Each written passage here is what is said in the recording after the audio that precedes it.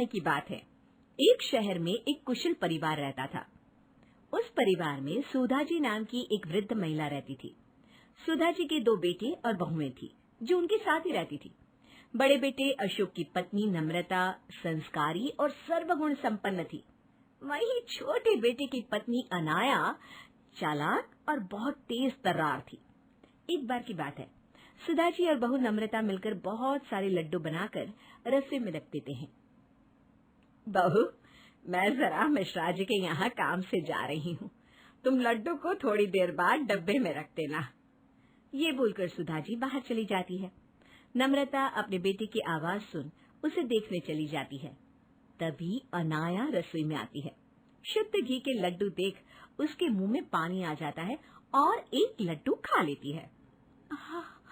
इतने स्वादिष्ट लड्डू मैंने कभी नहीं खाए। एक काम करती हूँ, सारे लड्डू डिब्बे में रख लेती हूँ और एक प्लेट में ही छोड़ दूंगी, जिससे किसी को मुझ पर शक भी नहीं होगा और मैं लड्डू आराम से खा पाऊंगी। वो लड्डू की प्लेट उठाकर एक डिब्बे में भरकर चुपके से अपने कमरे में ले जाती है और प्लेट में एक लड्डू वहीं छोड़ देती है। अपने कमरे में जाकर अनाया पेट भर लड्डू खाती है। पेट भर जाने पर वो लड्डू के डिब्बे को छुपा देती है। नम्रता अपने बेटे कार्तिक को सुला रही थी, तभी सुधा जी घर आ जाती हैं। नम्रता, अरे ओ नम्रता। नम्रता सास की आवाज सुनकर भागी हुई आती है। जी माँ जी, बुलाया आपने? बेटा जरा चाय बना देना और हाँ, लड्डू भी ले आना, 1-2 खा लूंगी। नम्रता रसोई में जाती है और लड्डू का खाली प्लेट देखकर चौंक जाती है। लड्डू कहाँ गए? मैंने तो डिब्बे में भी नहीं रखे, प्लेट में तो एक ही लड्डू है। अभी माँ को बताती हूँ। नम्रता सुधा जी को जाकर बात बताती है। माँ जी, लड्डू रसोई में नहीं है, मैंने वहीं रखे थे पर अब नहीं है। क्या? लड्डू तो तेरे सामने ही बनाए थे, फिर कहाँ गए? पता नहीं माँ जी, कार्तिक रो रहा था तो मैं कार्तिक के पास चली गई, उसे सुलाकर अभी आपकी आवाज सुनकर आ रही हूँ। सुधा जी रसोई में जाती है। अनाया लड्डू से भरा हुआ मुंह जल्दी जल्दी साफ करती है और रसोई में आती है। क्या हुआ मम्मी जी, आप गुस्से में क्यों हो? बहू, यहाँ लड्डू की प्लेट रखी थी, अब देखो इसमें एक भी लड्डू नहीं। पता नहीं कौन खा गया, शुद्ध घी के लड्डू थे। तभी अशोक और राहुल भी आ जाते हैं और रसोई से बातों की आवाज को देख दोनों रसोई की ओर जाते हैं। अशोक अपनी माँ से मजाकिया लहजे में कहता है। क्या हुआ माँ, किस गहन विषय पर चिंतन चल रहा है? अरे देखो ना बेटा, शुद्ध घी के लड्डू बनाए थे, पता नहीं कौन खा गया, अब इसमें एक भी नहीं है। आपकी बाहर जाने की बात तो नम्रता दीदी ही थी ना रसोई में, शायद कहीं उन्होंने ही। अनाया, ये क्या बोल रही हो तुम? मैं कार्तिक के पास थी। सुधा जी और घर के सभी सदस्य अनाया की बात पर विश्वास कर लेते हैं और नम्रता के खिलाफ हो जाते हैं। सभी नम्रता को खूब सुनाते हैं तो वो रोने लगती है। अनाया बहुत खुश होती है। वो खुद से कहती है, इन लोगों को बेवकूफ बनाना कितना आसान है। कुछ दिनों बाद सुधा जी काजू और बादाम का डिब्बा खरीद कर लाती हैं। ये ले बहू, इसे संभाल कर रखते। सुधा जी ये कहकर वहाँ से चली जाती है। नम्रता काजू बादाम के डिब्बे को अलमारी में रख देती है। अनाया काजू बादाम का डिब्बा देख लेती है और रोज मुट्ठी भरकर खूब काजू बादाम खाती है। काजू बादाम तो एक ही हफ्ते में हो गए खत्म। अरे नम्रता, तुझे काजू बादाम ला कर दिए थे, तू तो दिखा भी नहीं रही कि कहाँ रख दिए। हमें भी दिखा दे, हम भी दर्शन कर लेंगे, या मंदिर में रख कर पूजा करेगी तू? जी माँ जी, अलमारी में रखे हैं, अभी लेकर आती हूँ। ये बोलकर नम्रता रसोई में जाती है और काजू बादाम का डिब्बा निकालती है, पर डिब्बे में काजू बादाम तो ना के बराबर थे। ये देखकर नम्रता चौंक जाती है और रोने लगती है। नम्रता के रोने की आवाज सुन सुधा जी और घर के सभी सदस्य रसोई में आते हैं। नम्रता को रोता देख सुधा जी बोलती है, अरे क्या हुआ, रो क्यों रही है? माँ जी, काजू बादाम यहीं रखे थे, पता नहीं कहाँ गए। क्या? 4 दिन पहले ही तो लाई थी काजू बादाम का डिब्बा और खत्म भी हो गया। अनाया अपनी चोरी छुपाने के लिए फिर से नम्रता पर इल्जाम लगा देती है और कहती है, नम्रता दी, खाने का मन था तो खाइए, लेकिन ऐसे चोरी करना ठीक नहीं है दीदी। पता नहीं इस घर में क्या हो रहा है, खाने की भी चोरी। अरे बहू, थोड़ा बहुत दूसरों को भी चखा दिया करो, इस घर में और भी लोग रहते हैं। ये बोलकर सब चले जाते हैं और नम्रता रोने लगती है। कुछ दिनों बाद अनाया की दोस्त रिया का फोन आता है। हेलो अनाया, कैसी हो? मैं ठीक हूँ, तुम बताओ, इतने दिनों बाद कॉल किया। हाँ, घर के काम में ना बिजी रहती हूँ। चलो ना हम दोनों कल मिलते हैं, शॉपिंग करेंगे, खाएंगे पिएंगे। अच्छा ठीक है, कल मिलते हैं। वैसे भी शादी को 2 महीने हो गए, कहीं घूमने भी नहीं गई मैं। राहुल को तो टाइम ही नहीं मिलता। ठीक है ना, तो कल मिलते हैं, तो तैयार है ना? अनाया खुद से कहती है। मैंने रिया को हाँ तो बोल दिया, पर पैसे कहाँ से लाऊंगी? बाहर जाने का मतलब पैसों का खर्च होना। अब अनाया पैसों के जुगाड़ में लगी है। वो सुधा जी के कमरे से गुजरती है, तभी अशोक सुधा जी को 10,000 देते हुए कहता है, ये लीजिए माँ, पूरे 10,000 है। अब रात होते ही अनाया सुधा जी के कमरे में जाती है और 10,000 की गड्डी चोरी कर लेती है। सुबह होते ही अशोक 10,000 सुधा जी से मांगता है। माँ, वो 10,000 दिए थे ना, वो देना ना, दोस्त को वापस देने हैं, वो लेने आ रहा है। सुधा जी कमरे में पैसे लेने जाती है। जैसे ही अलमारी खुलती है तो पैसे कहीं नहीं मिलते। सुधा जी चिल्लाती हैं। चिल्लाने की आवाज सुन घर के सभी सदस्य सुधा जी के कमरे में जाते हैं। क्या हुआ माँ, अब चिल्ला क्यों रही हो और इतनी घबराई हुई क्यों हो? मैंने कल यहीं 10,000 रखे थे, अब नहीं है, पता नहीं कहाँ चले गए। नहीं है मतलब? माँ, वो पैसे मेरे दोस्त के थे, अब वो आने वाला है, मैं कहाँ से ला कर दूंगा उसे? कहीं ये काम बाहर के किसी आदमी का तो नहीं, लेकिन हमारे घर में तो कोई आता भी नहीं। हाँ माँ, आप सही कह रही हैं, अब मैं पुलिस को ही बुलाता हूँ। हाँ, यही ठीक रहेगा, हमारे घर में कुछ न कुछ चोरी हो रहा है। अब ये पैसे भी चले गए, तो बुला ले बेटा पुलिस को। पुलिस का नाम सुनते ही अनाया घबरा जाती है। अशोक का दोस्त पैसे लेने आता है। ये देखकर नम्रता जल्दी से अपने कमरे में जाती है और अपने बचाए हुए पैसे लाकर अशोक को दे देती है। नम्रता के पास 10,000 देखकर सब नम्रता पर शक करने लगते हैं। ये पैसे कहाँ से आए तुम्हारे पास बहू? माँ जी, ये मेरे बचत किए हुए पैसे हैं। बचत किए हुए या फिर चुराए हुए? देख बहू, सच बता दे। अनाया की जान में जान आती है। वो भी नम्रता को कहने लगती है, नम्रता दी, अब तो इसकी भी चोरी की हद हो गई, अपने ही घर में चोरी। दीदी, आपको ये बातें शोभा नहीं देती। तभी पुलिस आ जाती है। पुलिस को देख अनाया घबरा जाती है। पुलिस नम्रता से पूछताछ करती है और नम्रता बेगुनाह साबित होती है। फिर पुलिस जब घर की तलाशी लेती है, एक एक कमरे की तलाशी, अनाया पूरी तरह से घबरा जाती है, क्योंकि अब पुलिस अनाया के कमरे की तलाशी ले रही है। पुलिस को नोट की गड्डी अलमारी में कपड़े के नीचे रखी मिल जाती है, साथ में काजू बादाम का डिब्बा और 1-2 लड्डू भी। सब चौंक जाते हैं। अनाया फूट फूट कर रोने लगती है। माफ कर दीजिए, मुझसे गलती हो गई, माफ कर दीजिए। सब कुछ तुमने चुराया और मेरी बहू नम्रता को दोषी बनाया।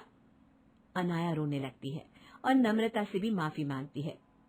कोई बात नहीं अनाया, तुम्हें इस घर में चोरी करने की जरूरत नहीं है। तुम्हें कुछ भी चाहिए तो तुम हम सबसे कह सकती हो। तुम्हारी एक गलती ने तुम्हें कितनी बड़ी मुसीबत में डाल दिया था। मैं आप सबसे माफी मांगती हूँ, आगे से ऐसा कभी नहीं करूंगी। नम्रता अनाया को गले लगा लेती है और सुधा जी नम्रता से माफी मांगती है। हाँ, नम्रता सबको माफ कर देती है। कविता अब 28 साल की हो चुकी है। अपनी कॉलेज की पढ़ाई पूरी करने के बाद वो घर में ही रहकर अपनी माँ सुमन के साथ घर का काम संभालती है। कविता बहुत शांत स्वभाव की और मेहनती लड़की है। कविता का भाई बबलू अभी स्कूल में पढ़ता है और कविता उससे बहुत प्यार करती है। उसके पिता केशव ने उसके लिए कई रिश्ते ढूंढे, लेकिन कहीं बात नहीं बनी। सुनिए ना, कविता की कहीं शादी की बात चलाओ ना। ऐसे ही हम हाथ पर हाथ रख कर बैठे रहे तो उसकी तो उम्र ही निकल जाएगी। मैं अपनी तरफ से पूरी कोशिश कर रहा हूँ, लेकिन न जाने मेरी बेटी के नसीब में क्या लिखा है, हर जगह से मना हो जाती है। वैसे कल आ रहे हैं कुछ लोग कविता को देखने, तुम परेशान ना हो, क्या पता कुछ बात बन ही जाए। अगले दिन कुछ लोग कविता को देखने आते हैं। हमें आपकी लड़की पसंद है, लेकिन दहेज की बात अभी कर ले तो बेहतर होगा। देखिए भाई साहब, हम तो बहुत गरीब लोग हैं, अपनी हैसियत के मुताबिक ही दे पाएंगे। हमें ज़्यादा घुमा फिरा कर बात करने की आदत तो है नहीं। हमारा बेटा बहुत पढ़ा लिखा है और हमने उसकी पढ़ाई में बहुत पैसा खर्च किया है, इसलिए हमें बस 15 लाख रुपए नकद और कार चाहिए। अगर आप इतना दे सकते हैं तो ही शादी हो सकती है। केशव एक मामूली सा किसान था। वो इतनी मोटी रकम कहाँ से लाता, और इस वजह से उसकी बेटी का रिश्ता यहाँ भी नहीं हो पाया। अब उनके परिवार की चिंता बढ़ती जा रही थी और कविता का स्वभाव भी बदलता जा रहा था। एक दिन सुमन ने कविता से कहा, बेटा आज मेरी तबीयत ठीक नहीं है, तू बाजार चली जा और घर का कुछ सामान ले आ। माँ मैं नहीं जा रही, आप बबलू को भेज दो। अरे आज से पहले तो तूने कभी बाहर जाने से मना नहीं किया, आज क्यों मना कर रही है? और बबलू तो अभी अभी स्कूल से आया है, थक गया है बेचारा। मेरा मन नहीं है बाहर जाने का। स्कूल से आया है तो क्या हुआ, कोई पहाड़ तोड़कर तो नहीं आया ना। आप बबलू को भेज दो। सुमन कविता का ऐसा रवैया देखकर बहुत हैरान हो गई। शाम को जब बबलू कविता के पास जाकर बोला, दीदी आज स्कूल से बहुत सारा काम मिला है, आप मैथ का काम करवा दो ना, मुझे समझ में नहीं आ रहा। मेरा दिमाग मत खा, मुझे नहीं पता कैसे होगा। दीदी आप रोज़ तो मुझे स्कूल का सारा काम कराती हो, आपसे क्यों नहीं होगा, करवा दो ना, नहीं तो मुझे स्कूल में बहुत डांट पड़ेगी। अरे कविता क्यों परेशान कर रही है अपने भाई को, करवा देना बेटा। माँ मैं इसे परेशान नहीं कर रही, बल्कि ये मुझे परेशान कर रहा है। मेरा मन नहीं है इससे काम करवाने का, और आगे से मेरे पास आना भी नहीं। अगर इससे स्कूल का काम नहीं होता ना तो इससे कहो कि ये स्कूल छोड़ दे और पिताजी के काम में उनका हाथ बटाए। कविता तुझे हो क्या गया है, पहले तो तू ऐसी बातें नहीं करती थी। कविता अपनी माँ को बिना कुछ कहे अपने कमरे में चली जाती है। अब कविता हमेशा गुस्से में रहने लगी। वो हमेशा चुप चुप रहती। अगर कोई उससे बात भी करता तो वो उससे लड़ने लग जाती। इसी तरह से दिन बीतने लगे और शांत स्वभाव की लड़की कब गुस्सेल लड़की में बदल गई पता ही नहीं चला। एक दिन कविता अपनी सहेली से मिलने जा रही थी, तभी उसकी माँ ने पूछा, बेटा इतना तैयार होकर कहाँ जा रही हो? मैं अपनी सहेली के घर जा रही हूँ। उसकी शादी हो चुकी है तो वो कल अपने ससुराल चली जाएगी, इसलिए मैं उससे मिलने जा रही हूँ। अच्छा अच्छा, शाम को जल्दी घर आ जाना। हाँ बेटा, मेरी तबीयत ठीक नहीं है और आज शाम का खाना तुम्हें ही बनाना है। माँ इतने दिनों के बाद मैं अपनी सहेली से मिलने जा रही हूँ और आप खाने की बात कर रही हैं। साफ साफ बोल दीजिए ना कि मत जा, ये बहाने क्यों बना रही हैं? इस तरह कविता अपनी माँ को कितनी बातें सुनाकर चली गई और शाम को घर लेट आई और बिना किसी से बात किए सो गई। सुमन अपने पति से कहती है, मैं कविता की वजह से बहुत परेशान रहती हूँ। पहले इतनी शांत और मेहनती थी, लेकिन अब तो कुछ भी काम नहीं करती, सबसे लड़ती है वो अलग से। तुमने उससे बात करने की कोशिश की? अरे वो बात करती ही कहाँ है, उसे सीधी बात भी बोलो तो लड़ने के लिए तैयार हो जाती है। मुझे लगता है कि उसकी शादी नहीं हुई ना, इसीलिए वो ऐसा कर रही है। उसे एक जीवन साथी की ज़रूरत है। तुम ठीक कह रही हो, हमारी बेटी की शादी की उम्र निकलती जा रही है और हम कुछ भी नहीं कर पा रहे। मुझे डर है कि कहीं वो डिप्रेशन का शिकार ना हो जाए। आप अपने काम में लगे रहते हो, इसलिए घर में क्या हो रहा है आपको पता ही नहीं चलता। वो डिप्रेशन का शिकार हो चुकी है, हमें जल्द ही कुछ करना पड़ेगा। अब केशव अपनी बेटी के रिश्ते के लिए और कोशिशें करना शुरू कर देता है। एक दिन केशव खेतों से काम करके अपने घर की तरफ जा रहा था, तभी उसे रास्ते में एक लड़का दिखाई दिया जो जख्मी हालत में था। केशव उसके पास गया और जाकर बोला, अरे बेटा ये क्या हुआ, तुम्हें तो बहुत चोट लगी है। अंकल जी मैं यहाँ से जा रहा था, रास्ते में बड़ा सा पत्थर था, मैंने देखा नहीं और मैं गिर गया। अरे कोई बात नहीं, मेरा घर पास ही में है, तुम मेरे साथ चलो, थोड़ी देर आराम कर लेना, फिर अपने घर चले जाना। केशव उस लड़के को अपने घर ले गया। कविता, कविता बेटा, देख तो इसके पैर में चोट लग गई है, तो डॉक्टर साहब को तो बुला ला ज़रा। कविता जल्दी से डॉक्टर को वहां बुला लाती है। उसने उसकी बहुत देखभाल की। 3-4 दिन बाद वो लड़का अपने माता पिता को लेकर केशव के घर आता है। अंकल जी, आंटी जी, मुझे आपकी बेटी कविता बहुत पसंद है, इसलिए मैं अपने माता पिता को लेकर आया हूँ। मगर बेटा, हम आप लोगों के बारे में कुछ भी नहीं जानते। कौन हो, कहाँ से आए हो? भाई साहब, मेरा बेटा कपड़े का बहुत बड़ा व्यापारी है। हम कई समय से इसके लिए अच्छी लड़की की तलाश कर रहे हैं, लेकिन हमें कोई लड़की पसंद ही नहीं आती।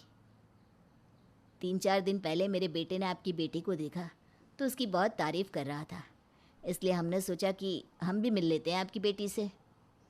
भाई साहब, हमें तो आपकी बेटी बहुत पसंद है, बस आप हाँ कर दीजिए, बाकी बातें भी तय कर लेंगे। लड़की के माता पिता के बार बार समझाने पर केशव और सुमन कविता की शादी के लिए तैयार हो जाते हैं और आखिर कुछ दिनों के बाद देर से ही सही दोनों की शादी धूमधाम से हो जाती है। रॉकी, ओ मेरे रॉकी, किधर गया तू? अरे मेरा बच्चा किधर गया तू रॉकी? आओ, ये राम।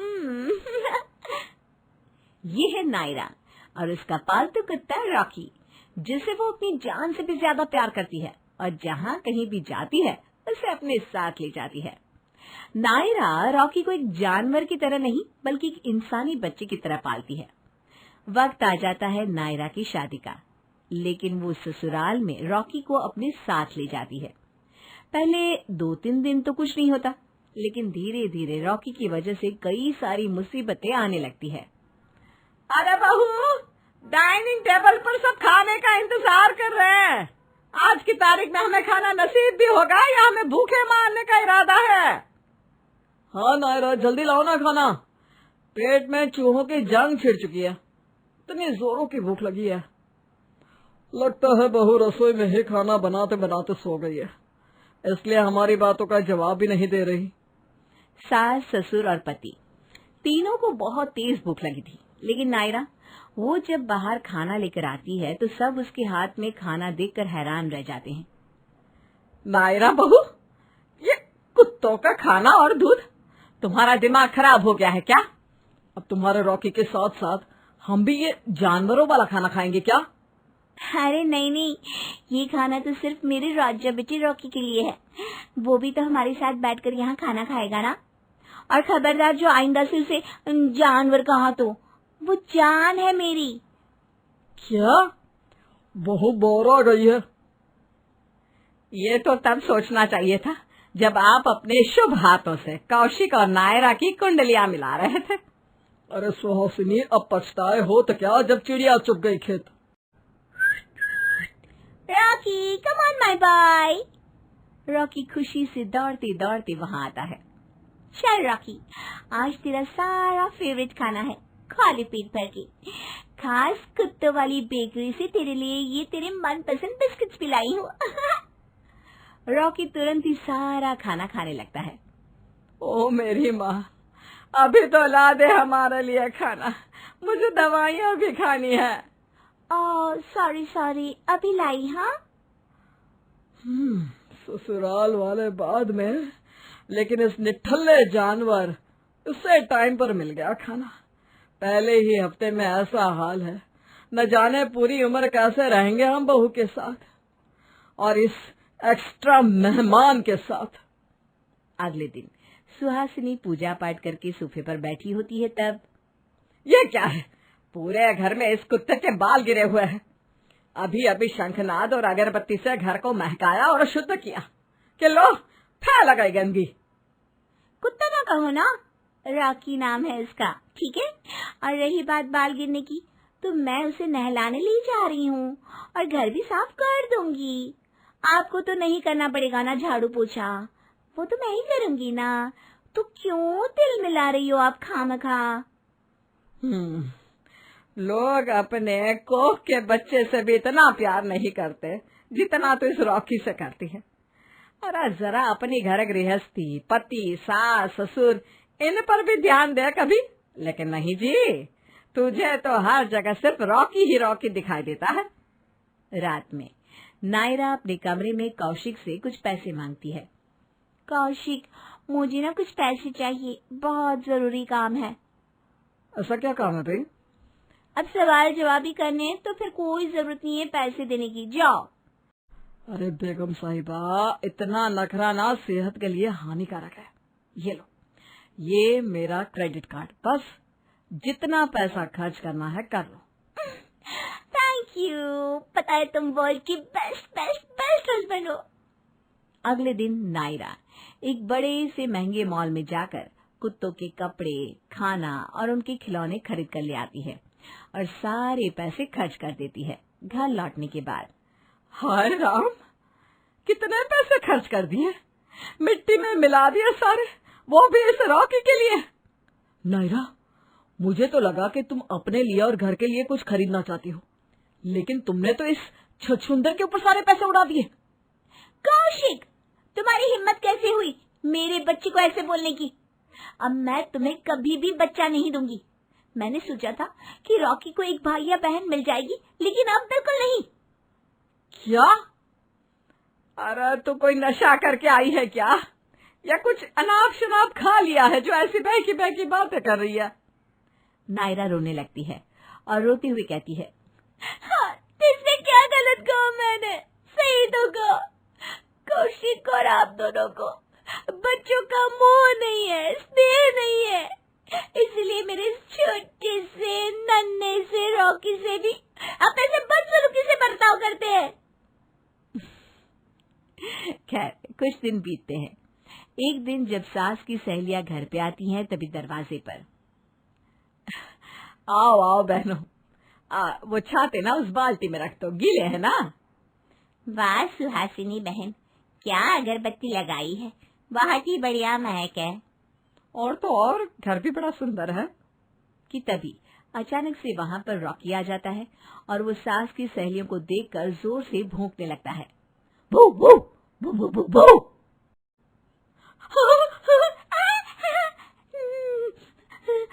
नहीं, ये कुत्ता ये तो हमारी तरफ ही आ रहा है। अरे खड़ी क्या है, भाग यहाँ से। सास की सहेलियां डर के मारे दुम दबाकर भाग जाती हैं, जिससे सुहासिनी को बहुत गुस्सा आता है।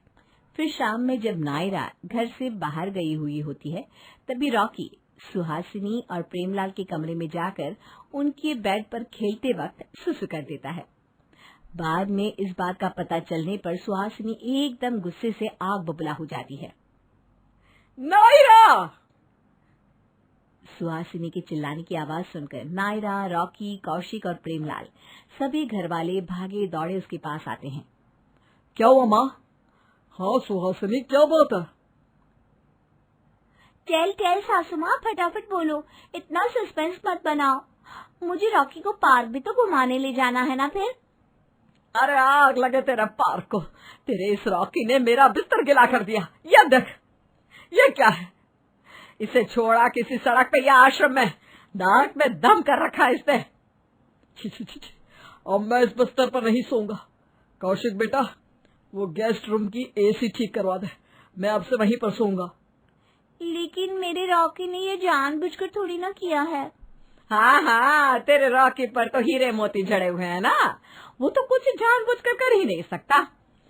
अब तक 3 कांच के बर्तन टूटे हैं इसकी वजह से। कौशिक के पापा का चश्मा तोड़ा, रसोई में, हॉल में, आंगन में, छत पे कोई कोना नहीं छोड़ा गंदगी फैलाने का। और भी बड़ी लंबी लिस्ट है इसकी गलतियों की, गिनवाऊं क्या? मुझे तो ना आप लोगों से बात ही नहीं करनी, हमेशा मेरे बेटे को डांटते रहते हो, जैसे कि कोई नन्हा बच्चा घर पे गंदगी फैलाता ही नहीं। मेरे रॉकी ने क्या कर दिया, राय का पहाड़ बना लिया आपने तो। दिन बीतते गए और रॉकी की वजह से घर में आए दिन परेशानियां बढ़ती जाती है। एक दिन जब घर पर सुहासिनी अकेली होती है, तभी चलो जरा मंदिर में दिया लगा दूं और शाम के भोग की तैयारी कर लूं। सुहासिनी जैसे ही कुछ करने जाती है, उसे अचानक से सब धुंधला धुंधला दिखाई देने लगता है और वो चक्कर खाकर गिर जाती है। तभी वहां पे रॉकी आता है और वो सुहासिनी को बेहोश पड़ा देखकर तुरंत गली के बाहर वाले क्लिनिक पर भागा जाता है और डॉक्टर के सामने जाकर जोर जोर से भौंकने लगता है। अरे ये कुत्ता इतना भौंक क्यों रहा है? और इसे मेरे कैबिन के अंदर किसने आने दिया? ये तो मेरी मॉम की फ्रेंड सुहासिनी आंटी की बहू का कुत्ता है। काफी समझदार, शांत और प्यार भरे स्वभाव का है। अगर ये ऐसा कर रहा है तो मतलब इसके पीछे कोई ना कोई बात जरूर होगी। मैं इसे वापस छोड़कर आती हूँ। अब नर्स रॉकी को छोड़ने उसके घर आती है तो वहाँ सुहासिनी को बेहोश देख तुरंत डॉक्टर को फोन करके वहाँ बुला लेती है, जिसके बाद वो उसे वहाँ से हॉस्पिटल ले जाते हैं और उसके घर वालों को भी इन्फॉर्म कर देते हैं। क्या हुआ डॉक्टर? प्लीज बताइए, मेरी माँ ठीक तो है ना? जी, सुहासिनी जी की तबीयत बिल्कुल ठीक है। उन्हें माइनर अटैक आया था और अगर वक्त पर उन्हें हॉस्पिटल नहीं लाया जाता तो मामला और भी गंभीर हो जाता, और इसका श्रेय जाता है इस क्यूट से कुत्ते को। इसी ने हमारे पास आकर हमें इन्फॉर्म किया और टाइम पर सुहासिनी जी की जान बच गई। क्या? सुहासिनी को घर लाया जाता है और सभी अब तक आश्चर्यचकित ही बैठे थे कि रॉकी ने इतना बड़ा काम कैसे कर लिया। नायरा बहू, मैं गलत थी। रॉकी वाकई में बहुत समझदार है। आज उसी की वजह से मेरी जान सही सलामत है। बहुत बहुत धन्यवाद तुम्हारे रॉकी का। हाँ बहू, शुक्रिया। वो सच कहते हैं, कुत्ते जैसा वफादार और कोई नहीं। शायद तुम्हारे और रॉकी का कोई पिछले जन्म का नाता होगा, इसलिए भगवान ने तुम्हें इसकी मम्मा बनाया। सो सॉरी रॉकी को भला बुरा बोलने के लिए।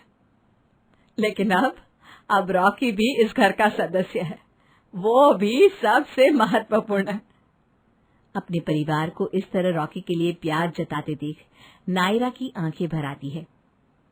थैंक यू तो मुझे आप लोगों को बोलना चाहिए। फाइनली आप सबने रॉकी को अपना ही लिया। थोड़ा सा बदमाश है लेकिन उतना ही प्यारा भी तो है। ये मेरा हीरो है। लव यू मेरे शेर पुत्र रॉकी। इस तरह बहू का कुत्ता वक्त के साथ सबके दिलों की धड़कन बन जाता है और सभी रॉकी को खूब प्यार देते हैं और एक साथ खुशी से और स्नेह से रहते हैं। सुरीली अपने पति और इकलौते बेटे ध्रुव के साथ रहती है।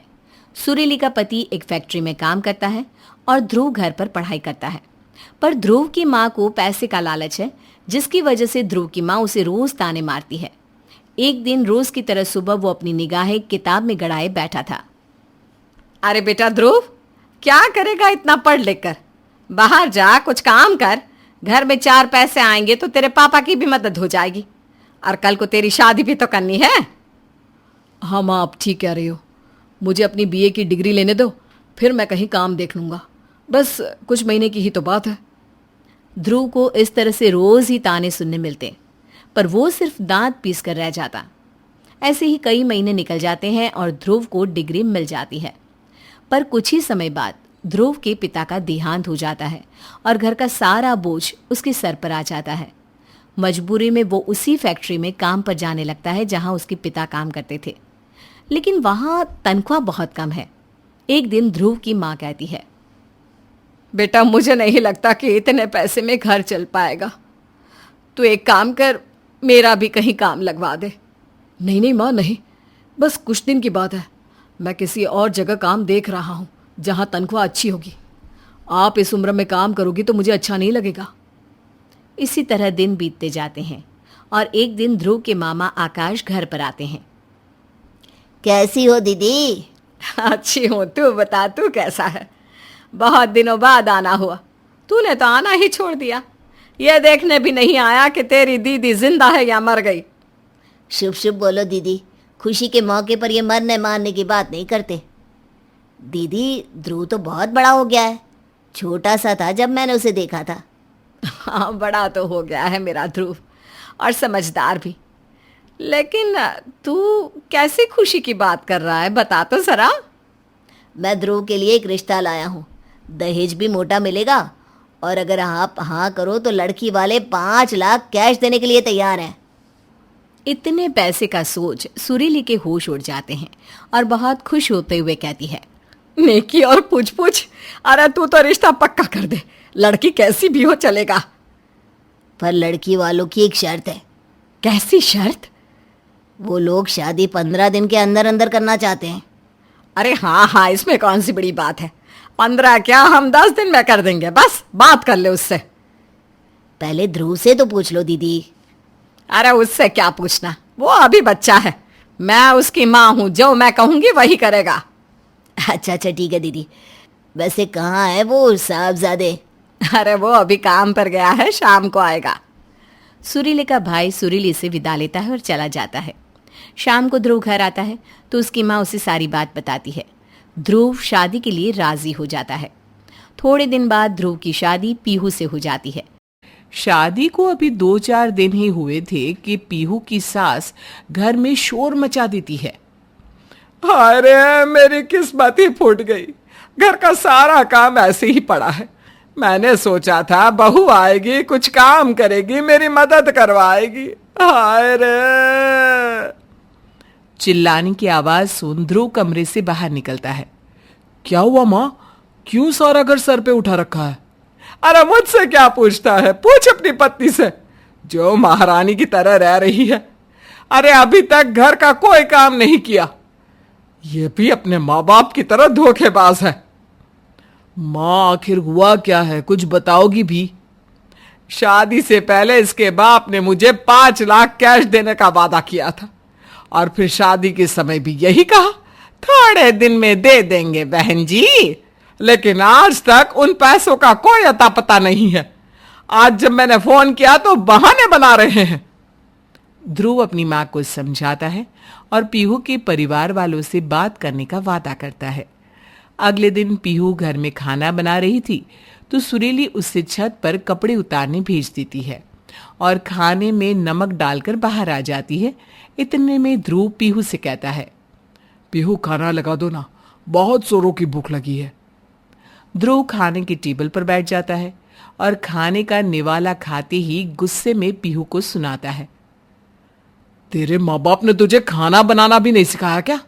ये खाना बनाया है ये जहर। इसके माँ बाप ने इसे भी बस धोखा देना सिखाया है। पीहू को अपने पति और सास की बातों से बहुत दुख पहुंचता है। अगली सुबह ध्रुव काम पर जाने के लिए तैयार होता है। जब पीहू ध्रुव की शर्ट पर इस्त्री करती है तो उसे कुछ काम याद आ जाता है और वो इस्त्री साइड में रखकर किचन में चली जाती है। इतने में सुरीली आ जाती है। पहले तो वो इधर उधर देखती है। जब उसे इस बात की तसल्ली हो जाती है कि उसे कोई नहीं देख रहा तो वो ध्रुव की शर्ट पर गर्म इस्त्री रखकर छोड़ देती है। अरे ओ महारानी, कहां मर गई जाकर? मेरे बेटे की शर्ट जला दी। क्या तुझे इस्त्री करना भी नहीं आता? अरे तेरे माँ बाप ने इतना भी नहीं सिखाया क्या तुझे? अपनी माँ का ये सारा तमाशा ध्रुव देख लेता है पर कुछ नहीं कहता और चुपचाप अपने काम पर चला जाता है। काम पर पहुंचने के बाद भी ध्रुव घर के झगड़े के बारे में सोच रहा था और मन ही मन कहता है, जल्दी से 5 लाख का इंतजाम करके अपनी माँ को देना होगा, तब जाकर घर के क्लेश का अंत होगा। माँ जब तक 5 लाख के दर्शन नहीं कर लेगी तब तक पीहू का पीछा नहीं छोड़ेगी। अगले दिन ध्रुव के घर एक चिट्ठी आती है। ध्रुव उस चिट्ठी को पढ़कर बहुत खुश होता है। ये देखकर उसकी माँ पूछती है, क्या बात है बेटा, क्यों इतना खुश हो रहा है? माँ, एक बड़ी कंपनी से चिट्ठी आई है। मेरी वहां मैनेजर की नौकरी लग गई है, तनख्वाह भी बहुत अच्छी है, पर मुझे कल ही निकलना होगा। ये सुनकर ध्रुव की माँ सोचती है, अब ध्रुव भी यहां नहीं होगा, तब मैं इस महारानी को सबक सिखाऊंगी। देखती हूं कि कैसे मेरे पैसे नहीं देते इसके माँ बाप। अगले दिन ध्रुव ट्रेन से निकल जाता है। रास्ते में ट्रेन एक स्टेशन पर रुकती है और ध्रुव एक पानी की बोतल खरीदता है।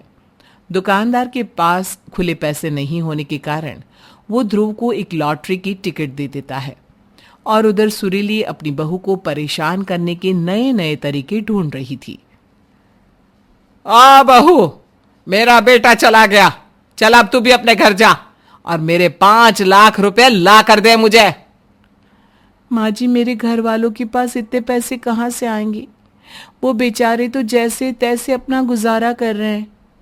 मुझे नहीं पता कहां से लाएंगे, मुझे बस मेरे पैसे चाहिए, और जब तक मेरे पैसे नहीं मिलते तुझे खाने को कुछ नहीं मिलेगा।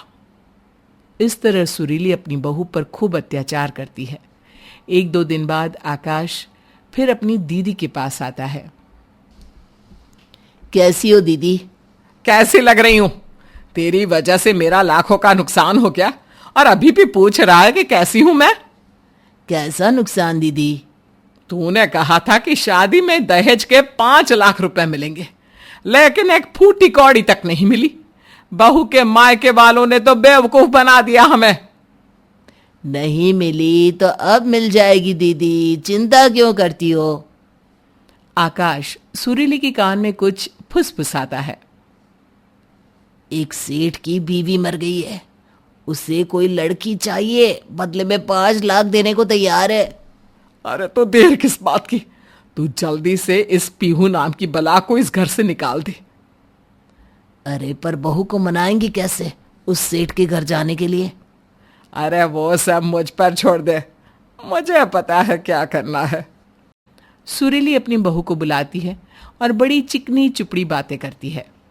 बहू देख, सिर्फ ध्रुव की कमाई से घर नहीं चलेगा, हम सबको भी काम करना होगा। महंगाई भी तो बहुत हो रही है। अब देखे सेठ के यहाँ काम मिला है और पैसे भी अच्छे दे रहा है। अगर मेरी कमर में दर्द ना होता तो मैं ही कर लेती। अगर तू हाँ कहे तो तेरे लिए बात कर लूं। जी माँ जी, इस घर के लिए मैं कुछ भी करने को तैयार हूं। वैसे भी आप लोगों के सिवा यहाँ मेरा है ही कौन। अगले दिन सुरीली उसे सेठ के हवाले कर देती है और 5 लाख रुपए ले आती है। लेकिन पीहू इस बात से बेखबर होती है कि उसकी सास ने उसे बेच दिया है। कुछ दिन बाद ध्रुव घर लौटा तो उसे पता चला कि पीहू सेठ के यहाँ बेच दी गई है।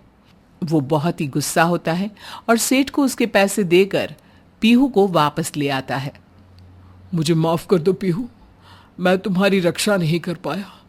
मेरी माँ के लालच ने यह भी नहीं सोचा कि वो अपनी ही घर की इज्जत का सौदा कर रही है। चलो घर चले। आप माफी क्यों मांग रहे हो? इसमें आपकी क्या गलती? आपकी माँ मुझे यहाँ धोखे से लाई थी। मैं तो उनकी मदद करना चाहती थी कि घर की जिम्मेदारियों का बोझ सिर्फ आप पर ना पड़े, बस इसलिए काम के लिए हाँ की थी। मुझे क्या पता था कि मेरी सास मुझे बेच देगी। मैं उस घर में अब कभी नहीं जाऊंगी। मैं भी तुम्हें उस घर में नहीं रखना चाहता। बस माँ को सबक सिखाने के लिए एक बार मेरे साथ चलो। वो दोनों घर पहुंचे तो सुरीली पीहू को देखते ही चक्कर में पड़ जाती है। ये यहां कैसे आ गई? मैं लाया हूं इसे। आपने रुपये के लिए अपनी घर की इज्जत को बेच दिया। माँ, आप पैसों के लिए इतना गिर सकती है, मैंने कभी नहीं सोचा था। अब बेटा सुन, देख मैंने ना कुछ नहीं किया। ध्रुव गुस्से में एक नोटों से भरा बैग अपनी माँ के आगे फेंक देता है। उसकी माँ इतने सारे पैसे देखकर हैरान होकर पूछती है, इतने पैसे तेरे पास कहां से आए? आपको इससे कोई मतलब नहीं कि ये पैसे कहां से आए। अब आपके पास बस पैसे होंगे, बेटा और बहू नहीं। मुझे एक पल भी आपके साथ नहीं रहना। नहीं बेटा, ये क्या कह रहा है? तेरे सिवा मेरा है ही कौन इस दुनिया में? मैं किसके सहारे रहूंगी? नहीं माँ, आपको लगता है कि इतनी बड़ी गलती के बाद भी मैं पीहू को आपके पास रहने दूंगा? ऐसा कभी नहीं हो सकता। मुझे आपके साथ नहीं रहना। आप रहिए अपने पैसों के साथ। सुरीली अपनी बहू से भी बहुत माफी मांगती है, लेकिन पीहू भी अपनी सास को माफ नहीं करती। ध्रुव पीहू को लेकर वहां से चला जाता है। रास्ते में पीहू ध्रुव से पूछती है, सुनिए जी, आपकी नौकरी तो नई नई लगी है, फिर आपके पास इतने पैसे कहां से आए? आपने सेठ को 5 लाख रुपए दिए और माँ को भी इतने सारे पैसे देकर आ रहे हो। कुछ दिन पहले ही मैंने लॉटरी की टिकट खरीदी थी पीहू। उसी टिकट से मैं इतने सारे रुपए जीता हूं, लेकिन वो सारे रुपए मैंने माँ को दे दिए। अब ध्रुव और पीहू अपनी जिंदगी की नई शुरुआत के लिए निकल चुके हैं, लेकिन सुरीली नोटों से भरे बैग के सामने अकेले बैठकर रो रही है।